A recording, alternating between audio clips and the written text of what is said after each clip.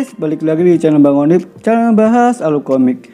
Di kesempatan kali ini saya akan menunjukkan video Again The God part 33. Cerita berlanjut. Di sini Yunce memberitahu kenapa segel Kaisar Iblis masih ada. Itu karena kakeknya menciptakan ruang kecil dalam jantungnya untuk menyimpan demi menjaga segel Kaisar Iblis.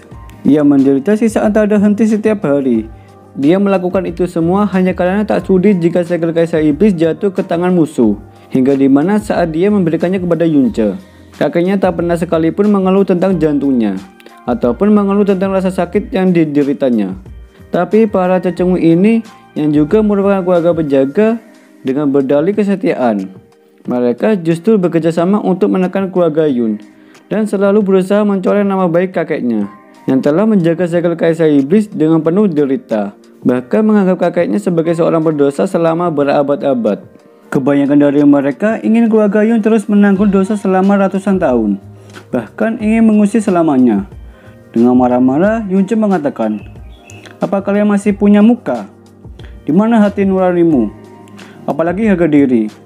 Atau bahkan secuil rasa malu?"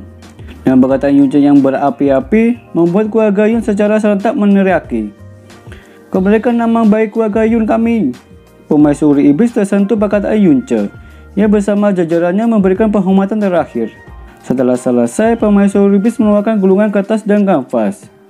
Yaps, secara khusus Permaisuri Iblis menambahkan Yusia sebagai Raja Xiao dan berhak mendapatkan hadiah 1000 kati giok ungu, 10 kati kristal surgawi, 9 badan Demon Emperor, 30 pelayan dan 30 penjaga.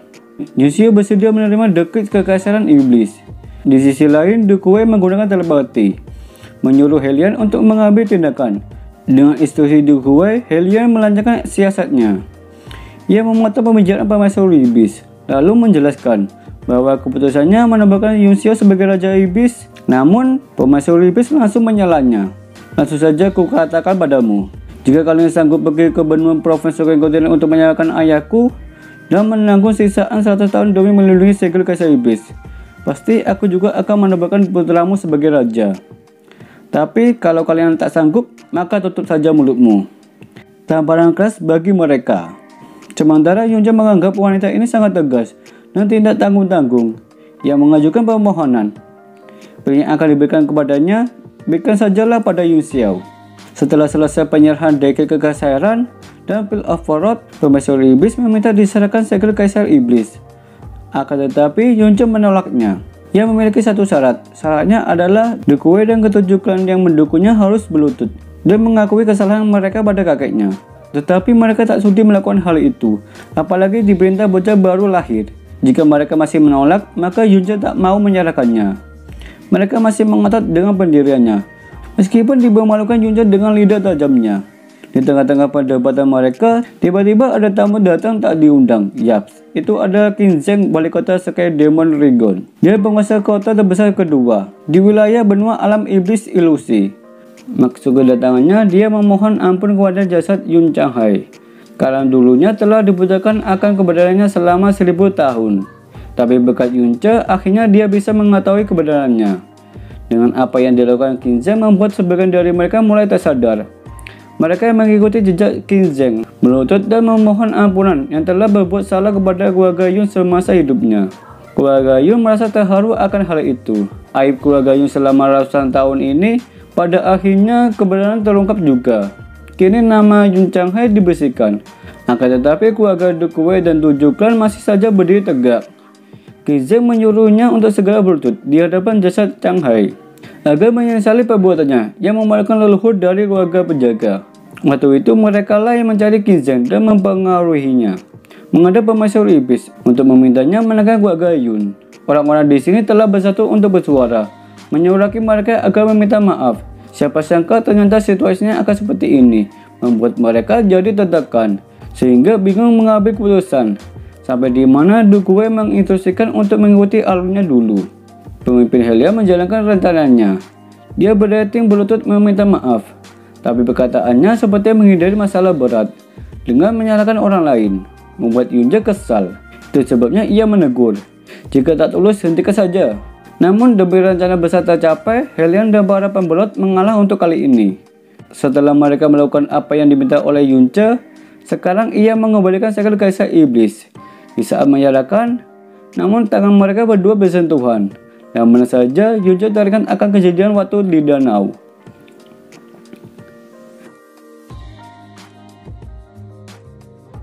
Namun seketika ilusi itu hilang, karena pemaisur iblis memperingatkan Yunce jika sekali lagi membayangkan yang aneh-aneh, maka ia akan menghilangkan dari muka bumi ini.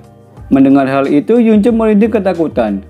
Karena segel Kaisar Iblis sudah kembali, pemaisuri iblis akan melakukan dulu di hadapan Emperor Spirit, dan dia mengakhiri upacara hari ini. Dengan segera pemaisuri iblis beranjak pergi, meninggalkan orang-orang yang ada di situ. Lalu kita berpindah ke tempat lembah api petir Golden Crow. Di sini sudah ada pemaisur iblis yang sedang melihat keadaan yang akan ia masuki. Kemudian pemaisur iblis turun dari gunung, berjalan ke arah api berkobar. Saat memasuki dengan sedikit gerakan, sehingga api itu membelah diri seolah-olah pintu. Terlihat di dalamnya berisi bebatuan menjulang tinggi yang mengelilinginya. Lalu ia mengeluarkan segel Kaisar Iblis dan mengaktifkannya.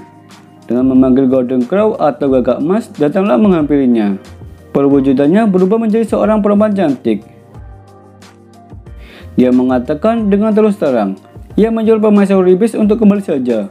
Itu disebabkan api Golden Crow miliknya merupakan api terganas di dunia. Dan tak sedikit pun mengandung yin. Mau bagaimanapun, dia adalah seorang wanita, mewarisi sedikit darah garis keturunan dalam dirinya. Jika ia memberi api Golden Crow Record of the Banu World miliknya, bisa membuatnya terbakar siang dan malam. Hidupnya akan terus dipersingkat. Jika mewarisi darah leluhur lagi, maka dia akan menderita seumur hidup. Pemaisur iblis hanya bisa terkejut dan pasrah akan hal itu. Namun gagak emas mempunyai solusi untuk menangani api Golden Crow. Jika bisa memadukan yin dan yang dengan pria yang memiliki garis keturunan Phoenix atau burung vermilion, maka api Golden Crow miliknya tak akan membakar tubuhnya. Tapi itu sangat sulit di seluruh alam iblis ilusi ini, mencari aura Phoenix maupun burung vermilion. Sebelum pergi, gagak emas berkata, "Masa klanmu sudah berakhir, sedangkan segel Kaisar Iblis akan lenyap dengan sendirinya saat garis keturunan Kaisar Iblis terputus setelah kematianmu." Gagak emas lalu meninggalkan pemaisur iblis. Atas perkataannya membuat pemaisur iblis memikirkan hal itu. Scene berpindah ke kediaman keluarga Yun. Terlihat Patriarch Mufeya memperingati agar berhati-hati. Setelah apa yang terjadi hari ini, Dokuwe pasti berencana untuk mengejar keluarga Yun. Maka dari itu, Mufeya memberikan artefak pelindung bernama Kristal Beku Absolute Heaven. Benda itu diserahkan kepada Yunce. Tapi Yube merasa iri pada Yunce, padahal dirinya sudah menyelesaikan misi cukup jauh. Namun ia tak mendapatkan apa-apa. Yang ia dapatkan hanya perlakuan kasar dari ayahnya. Mereka yang melihat hal itu ketawa. Dengan tingkah laku mereka seperti anak kecil. Di tengah-tengah obrolan mereka, logo Phoenix di dahi Yunce menyala. Pertanda ada bahaya datang dari sebelah utara. Mungkinkah ini pemaisur iblis? Karena bagaimanapun yang bisa memicu logo Phoenix dalam tubuhnya selain Suer hanyalah api Golden Crow. Lalu Yunce meminta izin pada keluarganya. Keluarganya melarang Yunce untuk pergi ke sana. Tempat tersebut dilarang seseorang mendatanginya kecuali keluarga Kaisar Iblis. Karena Yunce bersikeras untuk pergi, maka ayahnya akan ikut menemani. Yunce menolak, ia akan pergi sendiri. Justru dengan begitu, kemungkinan kecil terhindar dari musuh. Tak lupa Yunce memberikan sesuatu, berupa sound transmission. Ia akan mengirimkan pesan setiap setengah jam sekali. Dan jika tidak menerima pesan, baru keluarganya untuk mencarinya. Kalau begitu, Yunce pamit dulu. Patriarchmu memanggil orang-orangnya yang berada di Silver Mystic untuk tetap berjaga-jaga dan bersiap untuk menyerang kapan saja. Singkat cerita, Yunce sudah sampai di lembah Golden Crow. Ternyata benar adanya yang tidak beres, yang katanya memiliki area pelindung yang kuat, tapi sekarang justru tidak ada sama sekali. Pada saat mendeteksi area di sekitar, ia merasakan ada aura. Aura tersebut merupakan dari Huiran. Namun persembunyian Yunce dapat diketahui. Dengan cepat, Huiran melemparkan senjatanya ke arah Yunce. Ia bisa menghindari serangan dari lawan. Tanpa pikir panjang, Yunce beralih ke arah lawan. Saat berada di hadapannya, ia menebas secara vertikal. Dengan sekuat tenaga, Huiran menahannya, menyebabkan hamanya retak, bahkan kakinya terdorong masuk ke tanah. Tak bisa dipungkiri kekuatan Yunce begitu besar, sehingga wajah Huiran dibuat batu pijakan. Tak ada waktu melayani dia, Yunce meninggalkannya. Wira marah tak bisa meloloskan diri dan dibiarkan begitu saja. Yunce sudah 1 jam berada di dalam mencari permaisuri iblis, tapi belum menemukan tanda-tanda. Tiba-tiba dari kejauhan ada ledakan besar. Sepertinya terjadi pertempuran. Dengan cepat Yunce meluncur ke sana. Dan benar saja pertarungan barusan disebabkan oleh permaisuri iblis dan Duguay. Pertarungan kali ini masih seimbang. Duguay dengan bacotnya merendahkan permaisuri iblis sehingga dia mengeluarkan senjata. Tak mau kalah, Duguay mengeluarkan senjatanya juga. Mereka berdua saling beradu senjata. Boom! Menyebabkan energi area di sekitar sangat berantakan, membuat Duguay terdorong ke belakang. Dengan sombongnya ia memperlihatkan api iblisnya. Tekniknya sama persis yang diperlihatkan Huye. Lalu Duguay menyuruh api iblis membunuh permaisuri. Sementara permaisuri iblis sangat tenang. Dengan sedikit gerakan menghasilkan api cukup kuat. Mereka berdua saling menyerang. Tapi sayangnya api iblis miliknya lenyap. Tak kuat menahan serangan dari permaisuri iblis. Dampak yang ditimbulkan, Duguay terkena serangan batin yang membuatnya mengeluarkan darah. Tak berhenti di situ saja, permaisuri iblis melanjutkan serangannya dengan menebasnya. Di saat terpojok, nyawanya diambang kematian. Secara tiba-tiba serangan dadakan muncul, menggagalkan serangan permaisuri iblis, sehingga dapat menghancurkannya. Keberadaan orang tersebut masih tidak diketahui. Siapa kau? Dasar pengecut, cepat tampakkan dirimu. Permaisuri iblis merasa orang tersebut pasti sangat kuat karena bisa masuk ke tempat ini. Beberapa detik saja orang tersebut keluar dari lubang hitam. Ternyata itu ayah Duguay bernama Dukming. Lalu mereka basa-basi menanyakan perihal kabar yang sudah lama tak bertemu. Dukming melancarkan serangannya. Namun permaisuri iblis kesusahan menahan serangannya. Ia memperkirakan Dukming sudah berada di ranah sofrek mistik akhir. Dia begitu santainya menambahkan energi pada serangan, membuat permaisuri iblis sekuat tenaga memblokirnya. Tapi masih saja kesulitan, sehingga pelindungnya pecah mengenainya, menyebabkan dia terjatuh ke bawah. Dukming menyuruh anaknya untuk menghabisi. Tak bisa dipungkiri saat Duguay mendekati, tiba-tiba energi melayang hampir melukainya. Dan ternyata itu pedang permaisuri iblis yang terus menyerangnya. Kini pedangnya kembali ke pemiliknya. Dilanjutkan dengan mengumpulkan energi. Ia menggunakan serangan Origin Blood and Sense. Kekuatan yang dihasilkan begitu besar, sehingga membuat Duguay mau melawan dibuat ketar-ketir. Ia meminta ayahnya untuk menyelamatkannya. Melihat hal itu, Dukming masih santai saja. Kemudian menjadikan jari. Serangan dilancarkan seukuran kelereng.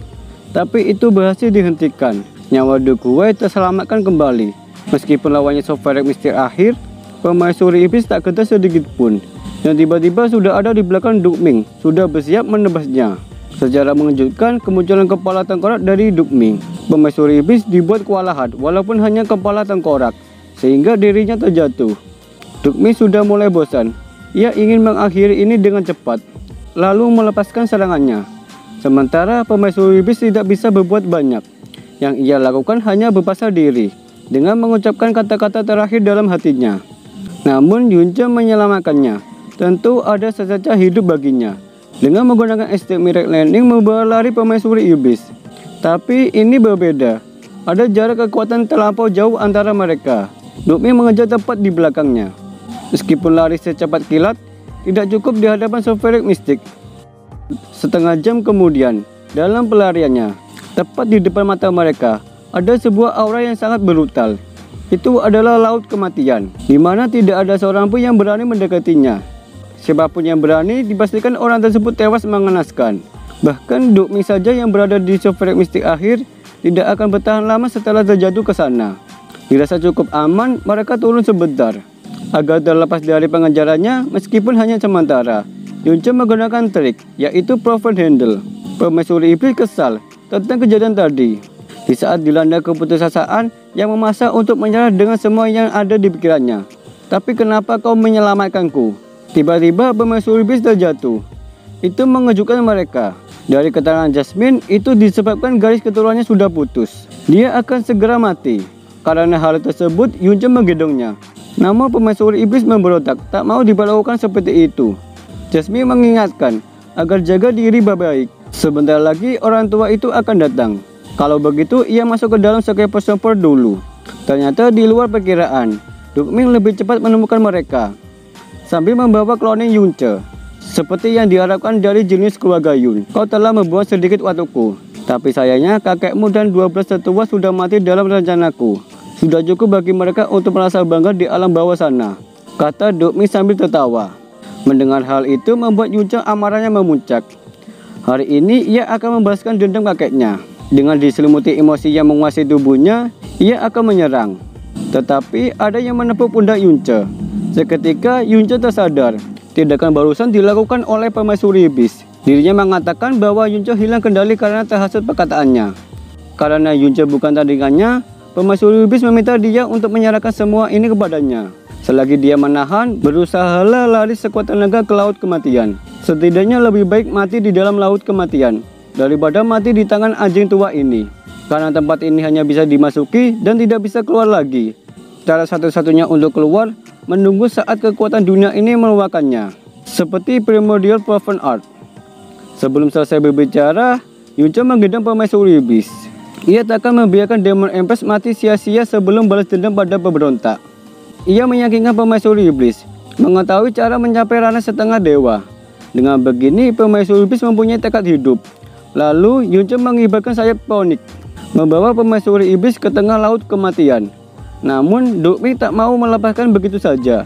Ia melepaskan serangannya. Tapi Yunce sudah bersiaga akan serangan, membuat pelindung dari sayap phoenixnya dan membuka purgatory. Serangan menghantam Yunce.